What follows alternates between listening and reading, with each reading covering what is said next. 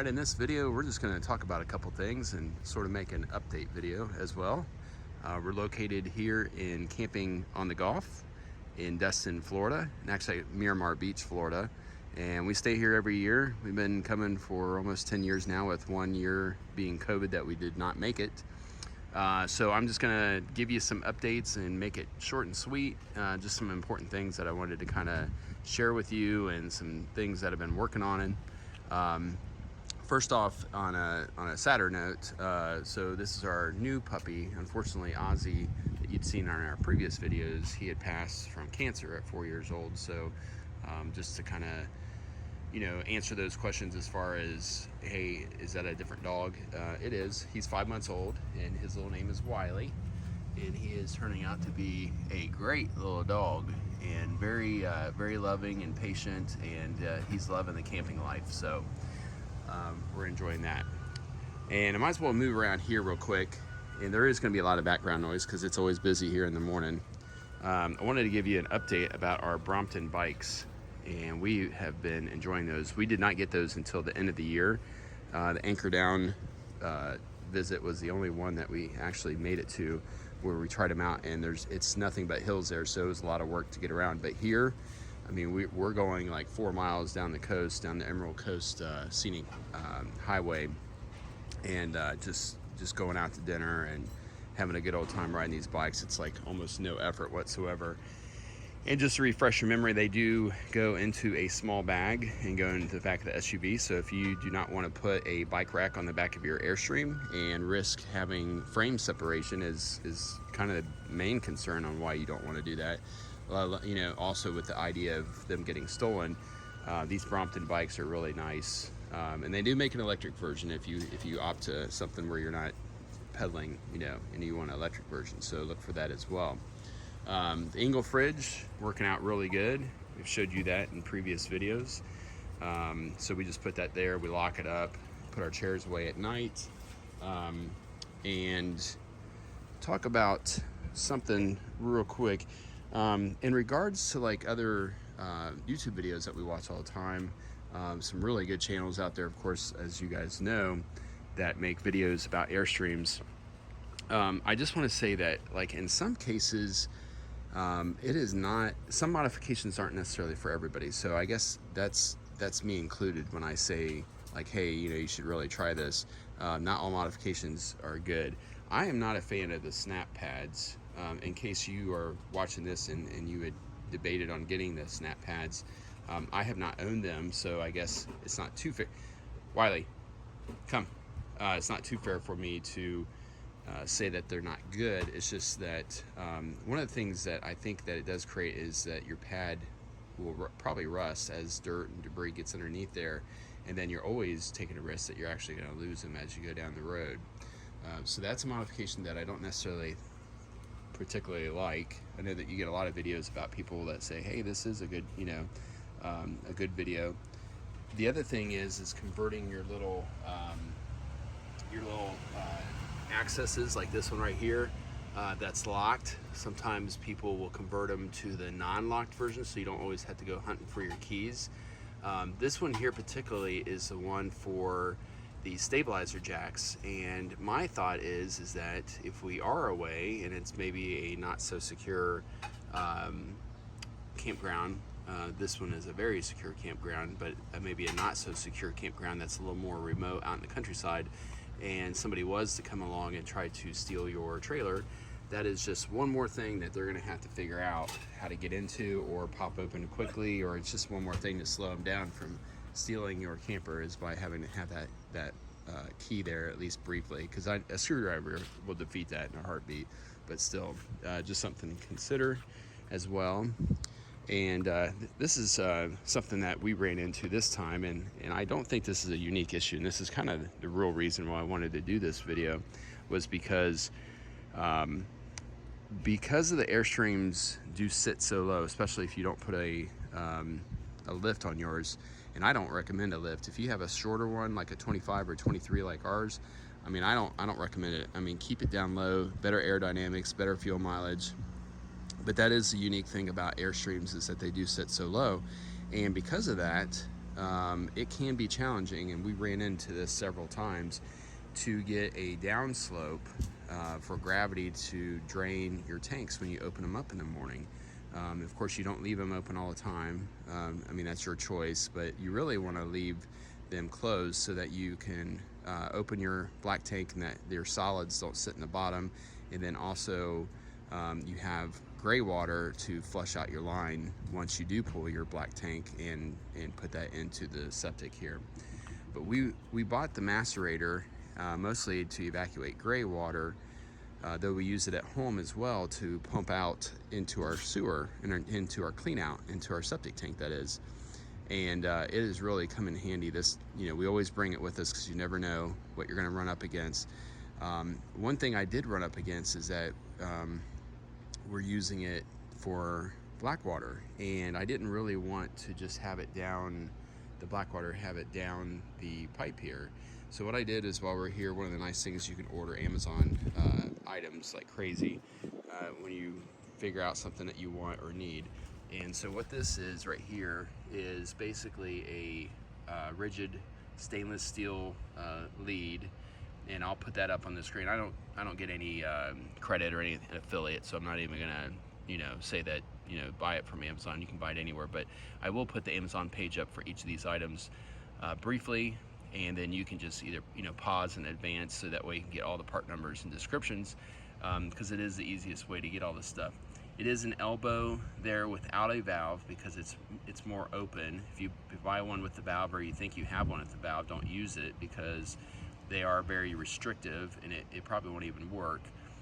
There is a piece here, get a little bit closer here for you, that changes over the garden 3/4 thread to 3/4 national pipe thread, and then it goes into a 2-inch to 3-inch. It's basically a 3/4 inch, 2-inch converter, and then it goes into a 2-inch to 3-inch converter. And I know that sounds like a lot, but it actually works pretty good. It works really good, actually. You screw that on there, and all right, so most of these cleanouts are 4-inch, but sometimes they will have them reduced to a 3-inch cleanout style. Of course, we're not using them for cleanout. Of course, they're dumps, and there's all different styles that you will see. Some of them will actually have a physical cap on them, and of course this isn't going to work with that, but a lot of times, this being a really cheap way to do it, this will be something that you're going to do. I'm going to make up an additional one that's compatible with 4-inch, so that way if I do come to a 4-inch setup, then I'll be able to do that as well. But one of the real reasons to do this is not even just the convenience part of it, is because of the fact that you want to have the stainless leader hose section on here with the 45 90 degree angle, because of the fact that it will try to kink as you're pumping, and because this is rigid, it rises up without kinking. So works out really good. I've been testing the last couple of days to make sure before I made this video if I had any other things I wanted to add to it. But yeah, it's working out pretty good. Another thing I wanted to talk about in this video was something that I kind of discovered. We had thought our AGM batteries were kind of going bad, and I think they were, because they really weren't holding a charge too much. But we noticed this morning, after being here for like a week, that the awning wasn't deploying, and you get that quite a bit with these automatic awnings. You have folks that basically say, hey, my awning will only go out like a foot or two and then stop. Well, I've always known that it was a low voltage issue, because it was symptomatic of our batteries when they were going bad, because they had been abused prior to us getting our trailer. But I didn't know that the converter would basically go into the converter charger. Actually, let me back that up. Not the converter, but the Wago onboard circuit breaker system that has the built-in battery minder charger was going into a float mode, and so the battery voltage had got down to 12.4 this morning, and it would not deploy the awning. So all I did was flip the 30 amp circuit that at the pedestal, and that put the charger back into a charge mode, boosted the voltage, and the awning went out just fine. So I think as my daily routine, what I am going to do as my daily routine, not only pumping the sanitaries, you know, using the macerator in these instances where I need to, but also flipping my breaker so that it puts a fresh charge or a maintenance charge, a bulk charge that is, bulk charge being the right word, on it from the get-go, and that voltage jump up there like, you know, every day. So that way it maintains the batteries. One thing, generally speaking though, like the good thing is that the solar, if it's later in the day when the sun comes out, it will put a good daily charge on it. But I guess overnight is probably when the voltage had dropped. You know, the fridge running, we have lights on at night too that we keep on, and so that's probably where it had got down to 12.4 is because of that as well. So just something to keep in mind, maybe something that you might want to add to your morning routine, to just flip your pedestal breaker, whether 30 amp or 50 amp, whatever it is, and that way your Wago onboard circuit breaker system will put a bulk charge on your batteries every day. Wiley, hush. All right, so here's another little part of this video, this last episode, that just has a lot of different information that I'm sharing with you. Doesn't really have any necessary theme to it. So to continue with that, we are going to do some modifications here to the Armada. It's a 2022 Armada that we use to pull our Air.stream, and it does a really good job. We actually had just looked at getting a Tundra to replace it, a Capstone Tundra and a 1794 edition, and they've just recalled the Tundras, not to include the 24s, but I think they're going to be included eventually as well. I think they just want to continue to be able to sell them, so who knows how that's going to go. But yeah, they just recalled 98,000 Tundras, so I hate it because I love my Tundras, but they have Toyota has a serious issue, and I don't think that they are going to be able to repair that trust anytime soon. So with that being said, we're doubling down on the Nissan Armada that has a traditional V8, no V6 twin turbos or anything fancy. This is a well-proven chassis since 2007 with some minor tweaks in 2017. When it came to the United States, it's the Nissan Patrol or the Y62 over in Australia, and just a really global, internationally sold vehicle that has been solid, and it's been solid for us as well. So what we're going to do is we are going to put some 18-inch rims on here with some E-loaded tires, E-load range tires, and that is going to give a little bit more, just say, confidence, I guess. I mean, we are loading it down, not exceeding it by any means, because this, you know, we're not anywhere near the towing capacity or the load capacity of this vehicle with our 23-foot Air.stream. But I do like E-load range tires because they don't squat and they're just overly done. And then also some Method race wheels that do have a higher GVM rating as well. So they are going to be interesting because, and we'll see how they look. This is kind of the before that I'm showing you now, and you'll see the after. They do have more of an offset, a -12 offset, and I'll talk about that more when we put them on there, and hopefully they come out good. They are going to stick out further. I wasn't looking for that look. Kind of made the mistake and ordered the wrong offset. I should have went with the 0. A lot of people go with the +18. That's what was recommended, and then I just ordered the wrong wheels. So we'll see how that works out. I mean, they're kind of tucked in there a little bit further, as you can see, than they have to be. But I don't want them to stick out too far, but I think they're going to stick out about another 1.5 inches. So it's going to give a wide stance to the Armada. Once again, wasn't what I was looking for. I probably put some mud flaps on there. I was thinking about doing that anyways. You know, obviously you got all the chrome and everything else, and these are going to be machined aluminum wheels. So that's going to kind of match the Air.stream, and I won't talk about them too much more because you're going to see them firsthand here in the video. The other thing that we're doing is I'm putting on the Rhino rack Pioneer platform. And I just want to talk about that real quick. If you are looking on Rhino Racks or Rhino Racks website, you won't find that they actually do sell this platform for their Armada on their website. And I called them, and the customer rep, he's like, yeah, we don't sell that. And I'm like, so it's not in your catalog anywhere? No, it doesn't appear to be, which I think he was lying to me, because they do sell it for the Y62, which is the same vehicle in Australia, and they actually have it listed on the Australian website, but they don't have it on the US. Well, long story short, if you go to eTrailer, you can order it all day long. So kind of really disappointing, because I'd actually initially had ordered a Front Runner, which I don't like Front Runner. They are owned by Dometic, which, you know, is, in my opinion, is not a great company.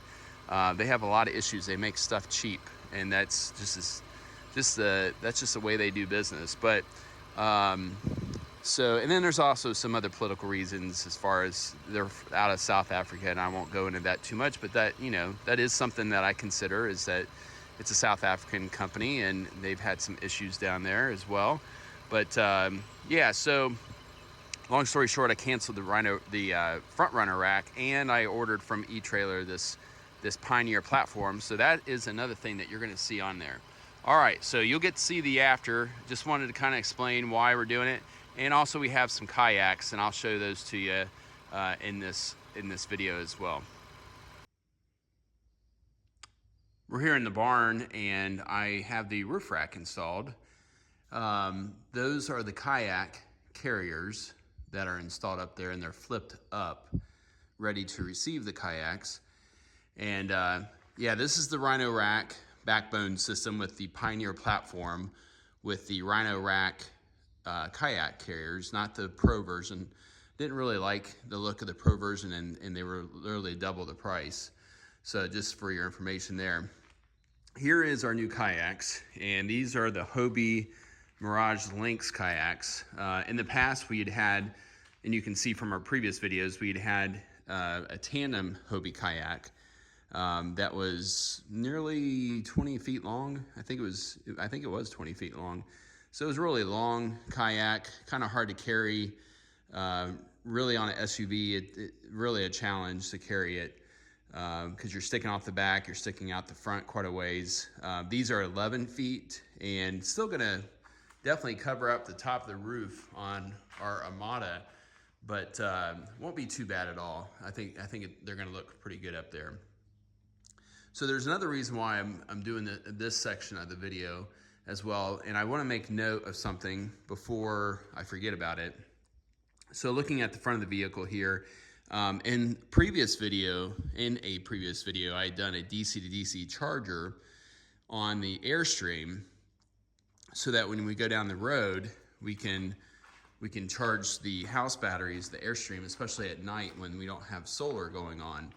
And if you haven't watched that video, definitely go back and watch that video. But to make mention of it, something had happened on this last trip to Florida that really had me puzzled on why our battery was basically not charging. And I thought maybe my circuit breaker selection was too small, in that I was getting an inadvertent trip when I was plugging in the Anderson plug, which is here, located right next to the 7-way. So that's not the case, and I'm going to explain why. Here's the Anderson 50 amp plug on the back here, also next to the 7-way on the vehicle. And to further explain, like I said, what it does is when we're traveling at night, it will charge the house batteries. Most people are under the wrong impression that their 7-way does a good job of charging their house batteries in their travel trailer, and that's just not the case in almost all cases. Obviously your case might be different, and maybe you have success with that, but I would say most likely not.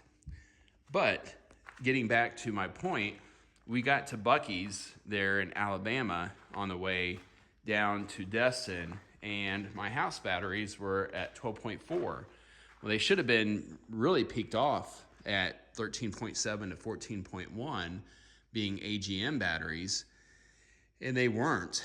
And I was like, what the heck? And I thought maybe, like I said, my circuit breaker had tripped. But what it is, and this might be the case with your particular vehicle and not just Armada's, is there was a smart shunt, a smart regulator or shunt on the positive side of the battery, or maybe it was on the negative. Anyways, doesn't matter. It could be very per vehicle. It could be different.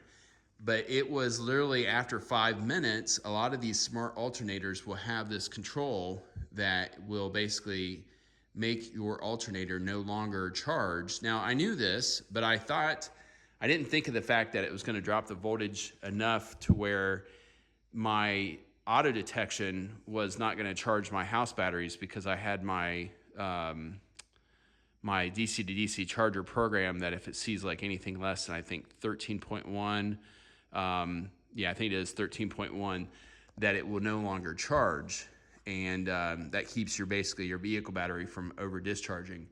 So I know there's a lot of information that I'm like kind of throwing out there at you, but be aware that if you do have a DC to DC charger and you have it programmed, what it does is that smart shunt actually doesn't, when it reaches 12 volts or after 5 minutes, it's not going to put any more than 12 volts. It's not going to allow any more than 12 volts to be drawn from that smart alternator. And that is basically just to save fuel mileage. What small amount of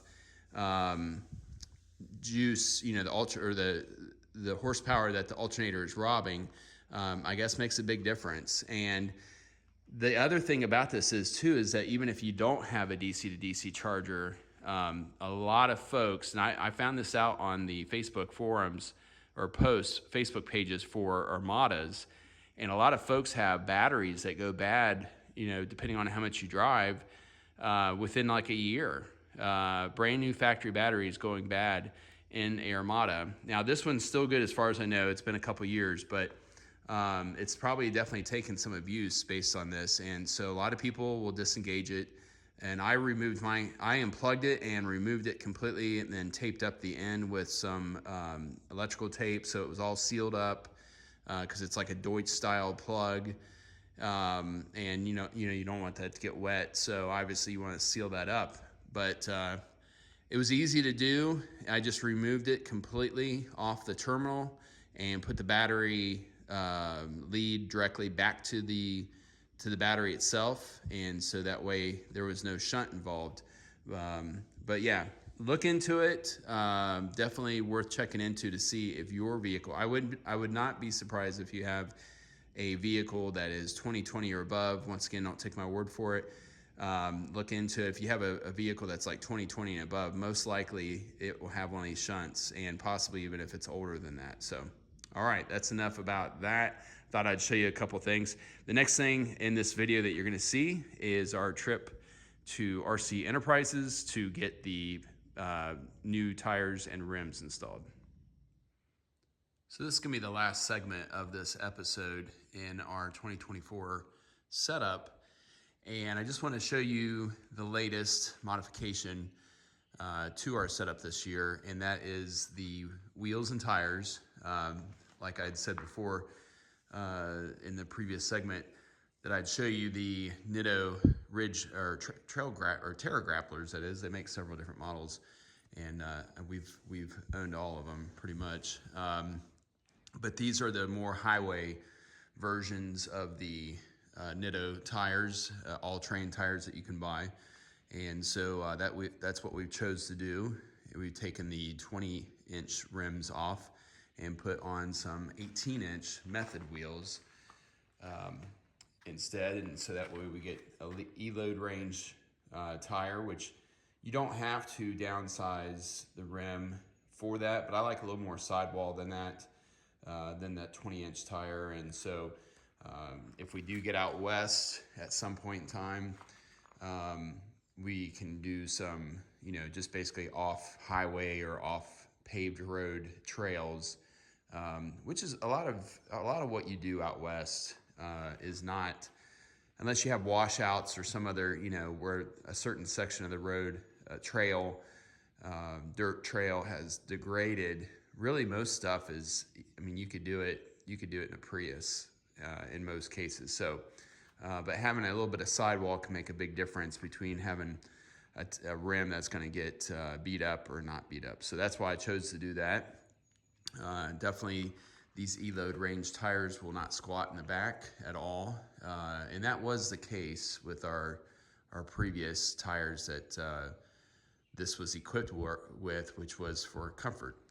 I did go with a -11 offset, and I think I'd mentioned to you previously that was not by design.